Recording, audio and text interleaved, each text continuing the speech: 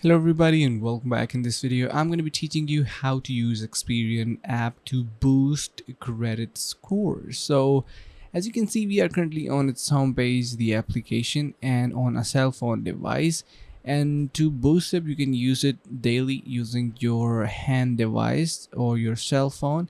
And of course it is going to be helping you to simply get an extra credit score, and also you can boost it. So of course, if you are simply using the application, you can use it much more easily than that of a laptop or PC or desktop system. So it is going to be pretty easy to use this device, right? So you can simply use it. Now once you have it, what you can also do is, if you head over to the official site or Play Store, you can see we have this application as well that we can install it.